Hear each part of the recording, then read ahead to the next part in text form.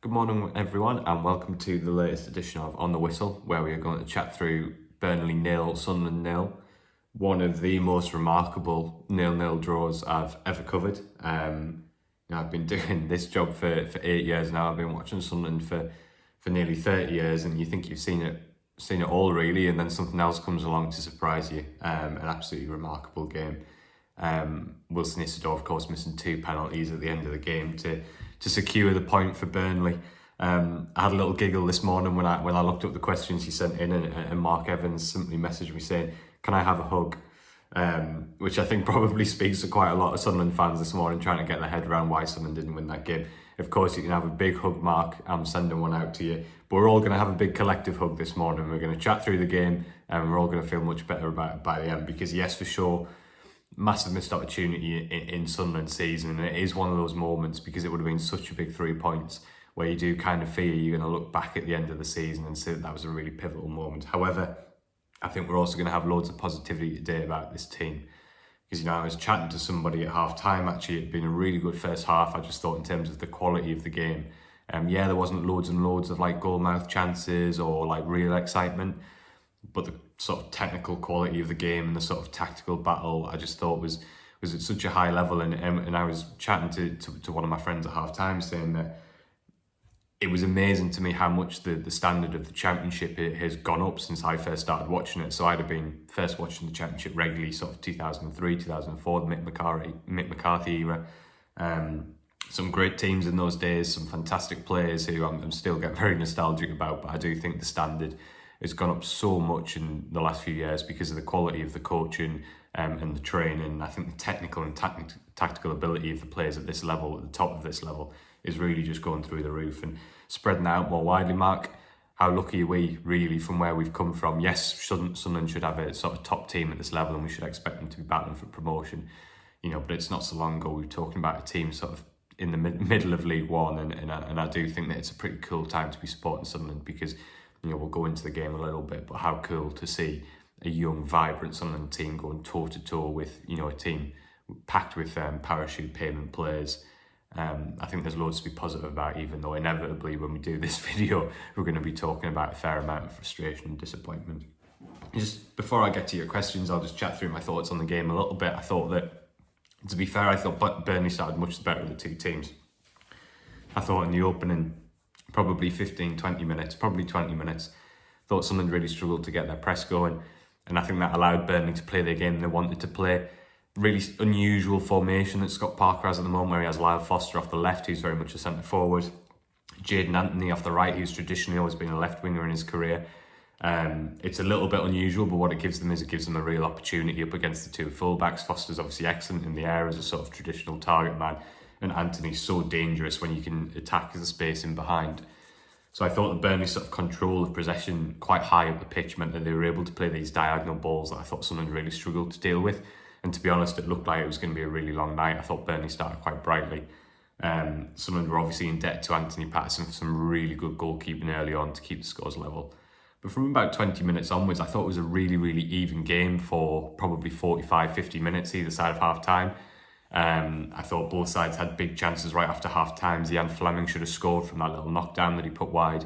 Wilson Isidore almost scored after a brilliant bit of play from Enzo Lefebvre. When I watched the replay back, I actually thought it was a little bit of a tougher chance for Isidore than I thought when I first saw it live, and the ball was moving so quickly. I thought James Trafford, who was exceptional last night, actually did really well to close the angle down. His positioning was very, very good, and Isidore still nearly scored. But I thought for 45, 50 minutes, I just thought it was two really close, a really tense game that could have gone either way. Both sides felt as if they could nick something on the break when they eventually played through the press, but ultimately I thought the organisation and the structure of the two teams was really good, and so it was a little bit of a stalemate, albeit a bit more exciting than a traditional Championship stalemate, I think. So I was really impressed with Sunderland's performance, and then albeit while acknowledging that Burnley, you could see why they concede so few goals and have such a good home record, because for all that I thought it was a very close game that Sunderland were right in, I didn't think there was much between the two teams. And then Régis Lebris did something which I thought was really, really interesting. He completely broke the game open. He gambled. He made a really aggressive attacking substitution.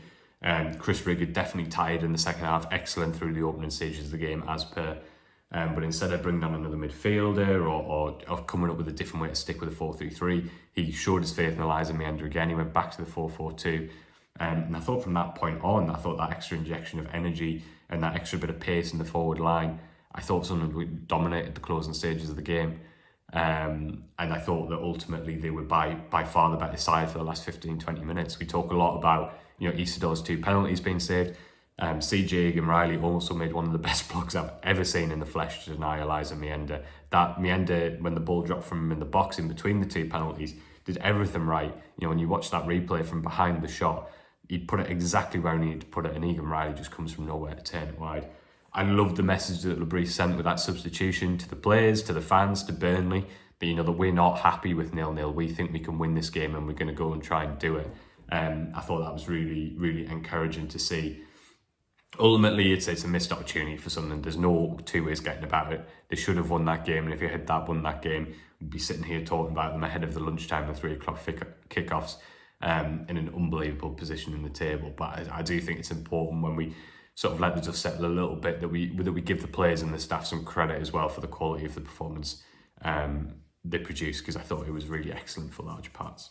So Graham over at the brilliant Founded 1879 website, if any of you haven't checked out that fan website, I encourage you to do so, because the quality of the long form writing on there is excellent.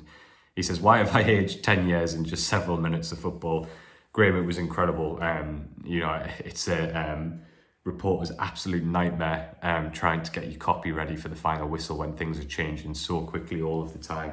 I've actually been struggling a little bit with the flu this week, and Burnley is the only press box that's as high as the Stadium Light in the country.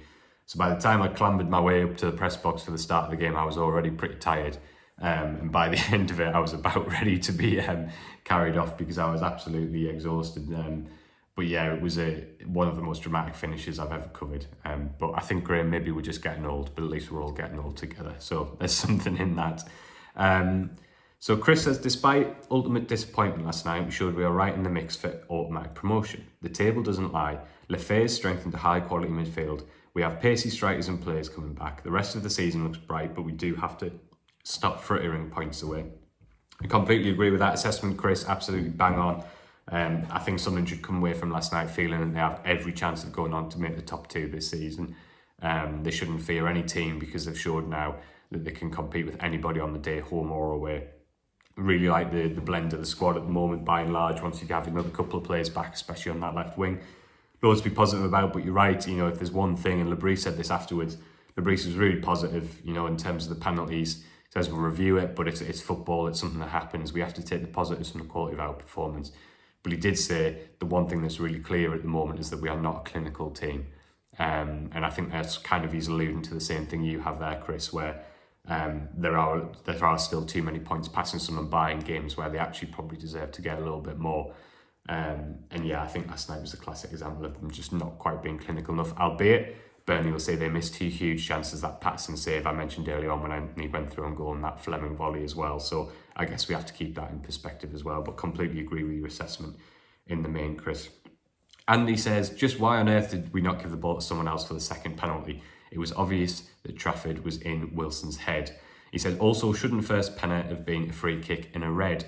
Yeah, the first penalty was definitely outside the box, which raises a really interesting question, because if it was outside the box, and as you've alluded to there, Andy, if the referee decides that the defender hasn't made a genuine attempt to play the ball, and I think it's highly debatable whether he did, then I think it should have been a free kick and a red card, and maybe in the circumstances that would have been better for Sunderland.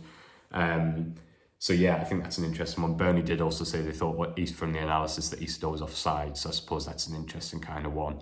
But I thought the second penalty, I don't think there was any doubts about it. A really poor decision to go to the ground to challenge Sirkin, so I don't think there was any doubt about that. In terms of the penalty, Andy, yeah, I think it's a really tricky one, because obviously in hindsight somebody else should have taken the penalty. I think the one thing I would say is you put yourself in some players' on the pitch in that moment. Wilson Isidore has been brilliant this season. He's a very confident striker. His finishing has been excellent. I think it's really, really difficult to take the ball off him at that moment if he wants to step up and take another one. The other thing I would say is it's something I'd researched after Patrick Roberts missed his penalty earlier in the season about who I thought might take the next one. Wilson Isidore's penalty record this in his career is excellent. right through youth football, up to the early years of the senior football. He has a really, really good penalty record.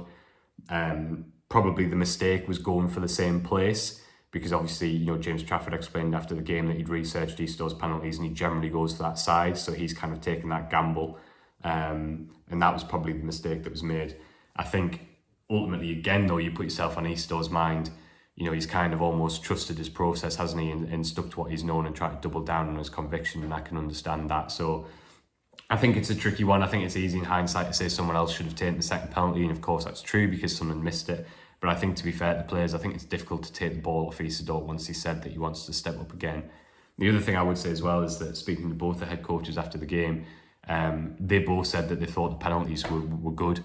I don't know how you all felt watching it live. My feeling was that they were a little bit close to the goalkeeper.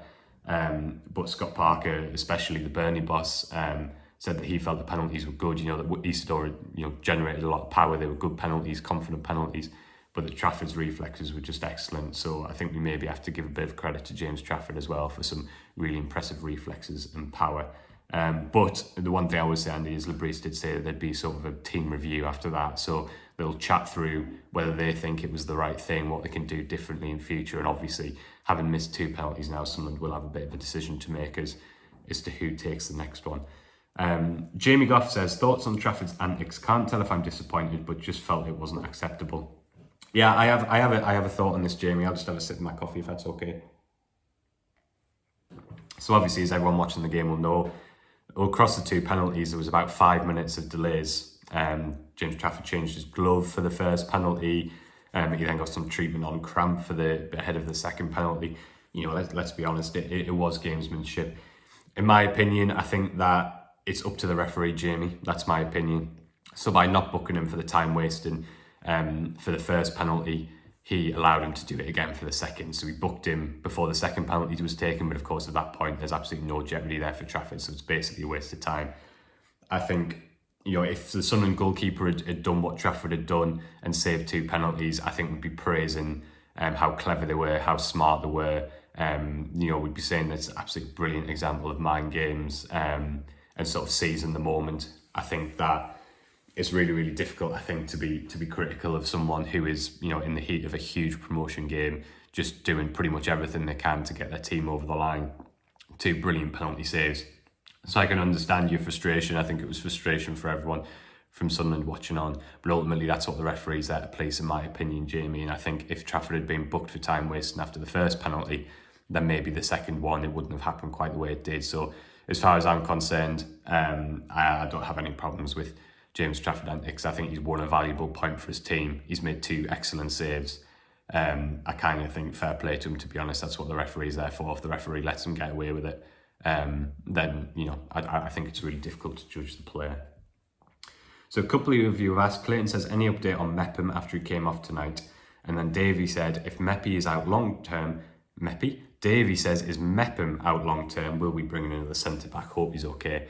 Yeah, I don't have a prognosis on Mepham's injury yet, other than to say that it wasn't cramp, it was a pain in the hamstring. That's obviously really concerning when you ever hear that. All we have to do now is wait and see for the severity of the injury. I think given that it's a hamstring issue, I think it's fair to say that he would be in major doubt for Tuesday's game and probably Saturday when Plymouth visit the stadium night as well.